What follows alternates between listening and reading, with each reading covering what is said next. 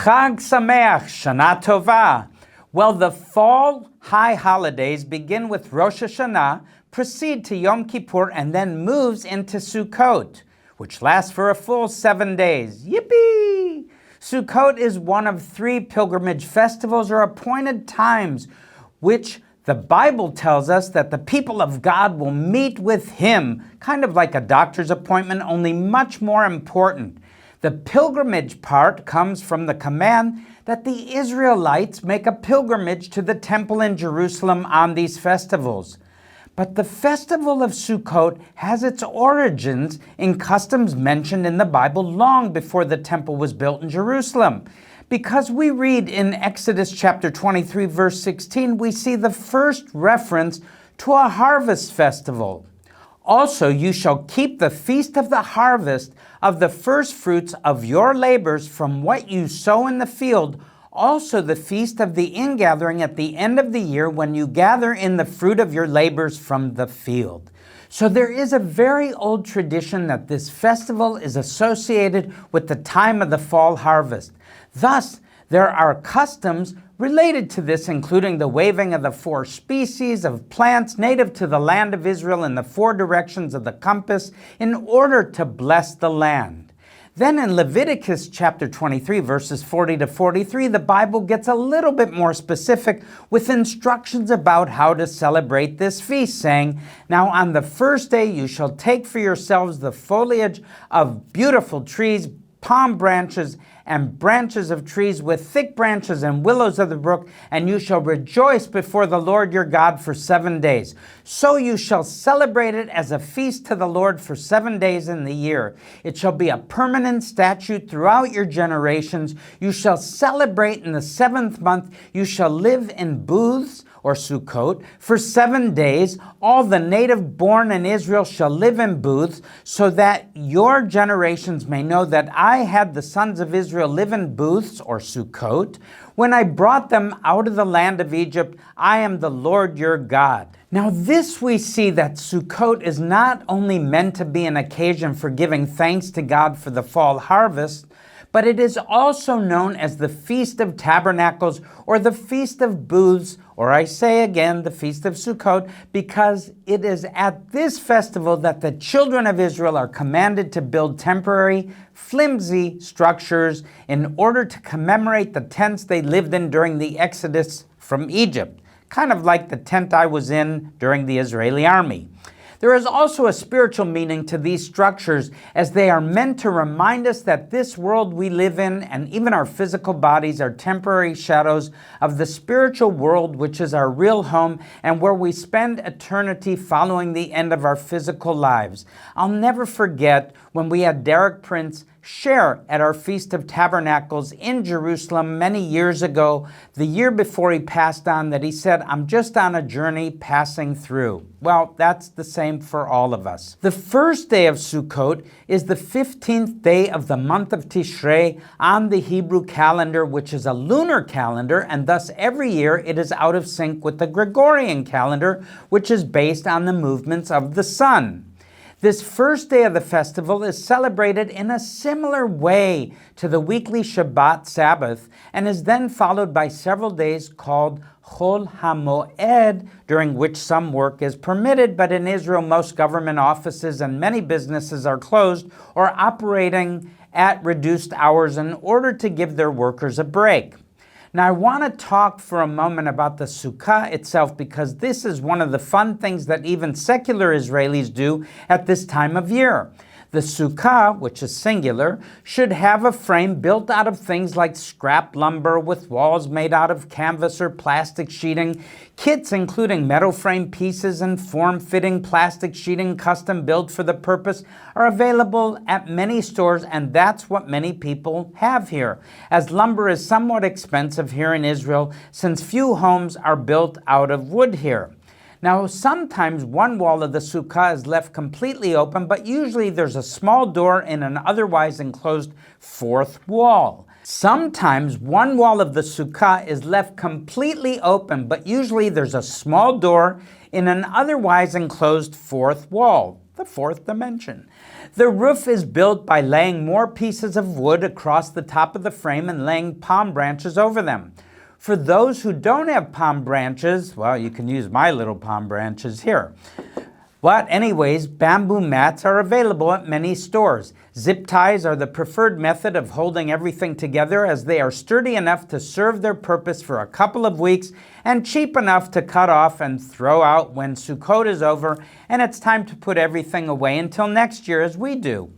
There are many lovely traditions, including that sons should help their fathers build a sukkah, and then all the children should help their mother decorate it. Children are encouraged to create arts and crafts projects at school to take home and to use to decorate their family sukkah. One can also find plenty of plastic fruit and other harvest-themed items in stores to hang up in the sukkah. Festive, multicolored, and blinking lights like the ones you often see on Christmas trees in Western countries are also popular decorations for the sukkah. Once it's constructed and decorated, the sukkah serves a functional purpose as the focus of the holiday. And many families eat in the sukkah. In fact, the more observant Jewish families only eat in a sukkah during this holiday. And some people even sleep in it, mosquitoes or no mosquitoes. Even if one isn't observant of the spiritual side of things, this can also be an occasion for fun, especially since it's an adventure for small children to sleep out in the sukkah. And if you've got camping gear, it's a bit like camping out in the backyard. Of course, the Sukkot holiday has also become a major event bringing Christian pilgrims and tourists to Jerusalem. I don't have to fly here, I live here. Well, the first such organized event was held at Christ Church, the oldest Protestant church built in the entire Middle East, way back in 1842. This church has since been the site of many milestones in the history of the believing community in the Holy Land, and included the first organized Christian Feast of Tabernacles event held in 1979. There were around 1,000 Christian pilgrims that year, and since then many thousands more have come every year. Now, today there are several Christian organizations that operate in Jerusalem and host pilgrims for the Feast of Tabernacles.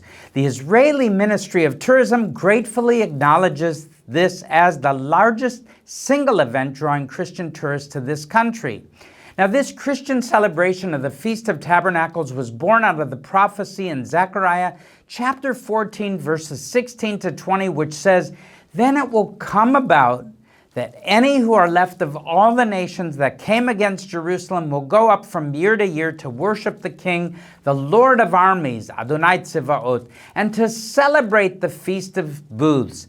And it will be that whichever of the families of the earth does not go up to Jerusalem to worship the King, the Lord of armies, there will be no rain on them. And if the family of Egypt does not go up or enter, then no rain will fall on them. It will be the plague with which the Lord strikes the nations that do not go up to celebrate the Feast of Booths, or the Feast of Sukkot, or the Feast of Tabernacles. This will be the punishment of Egypt and the punishment of all the nations that do not go up to celebrate the Feast of Tabernacles." Friends, thus in recent decades, as many have begun to see the approach of the Messianic age in which this prophecy will see its fulfillment, Christians around the world have decided to get an early start. The local body of Messiah in Israel is very welcoming of this development and has endeavored to be part of it in big ways and small. So I'll wrap up this video by offering some of my own thoughts on this festival. And let me just tell you also, for over 20 years, we hosted a festival also for the local body of believers in Israel, with all of you visiting from abroad. And we've had any numbers from 200 all the way to 1,500. But it doesn't matter. The point is, we love to march, we love to pray, we love to dance, we love to stay, and we love to play, and we love to sing. So come up and learn more about it every year with us.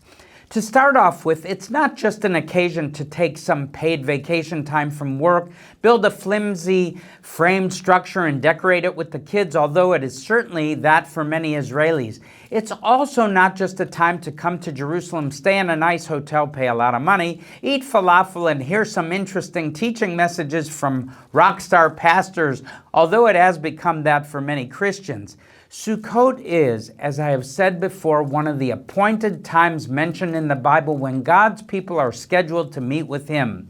In fact, you can do this in any nation you live in. Once again, I'll use the example of a doctor's appointment. Those of us who call ourselves God followers have an appointment to meet with Him, to worship Him, to hear from Him, and to tabernacle with Him. That word can be a verb describing the action of spending time in the physical presence of someone. That is what the Feast of Tabernacles is really all about. Although it's great that many thousands of Christians can come to Jerusalem every year for the Feast of Tabernacles, it doesn't mean that those who can't make the trip for whatever reason can spend time tabernacling with God. You can do that in your living room or your kitchen or your local church or fellowship, or even just in your car. The important thing is not the geographical location, it's the company one keeps. There's one last thing to mention about Sukkot. 2,000 years ago, a baby was born here in the land of Israel in a small village called Bethlehem, just south of Jerusalem.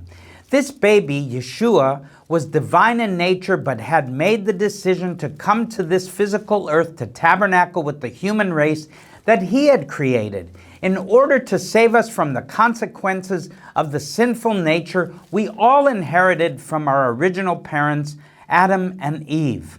There are some theologians who believe that it's possible that Yeshua was born on Sukkot, and there are many reasons why it's a very reasonable possibility. I won't get into all of that because there's enough material for at least another semester course in university. The point is, friends, that the Feast of Tabernacles is an appointed time for God's people to come spend time with Him. So make sure you're doing that in the coming days, and I would also encourage you to take advantage of traditions that help you make memories with your families. The Bible commands us to remember many things and gives us traditions, festivals, and appointed times to help us remember. God is our Heavenly Father, and we are part of His family. The patterns He gives us to help us remember are also useful to build stronger bonds with our biological families. So keep these traditions with your Heavenly Father and your earthly family, because that's the glue that keeps everything together, one generation after another. So happy Sukkot, happy Feast of Tabernacles, happy Feast of Booths, and Shana Tova, Happy New Year in the Jewish traditions that we hold, and I hope you hold together with us. God bless you, and Shalom from Israel.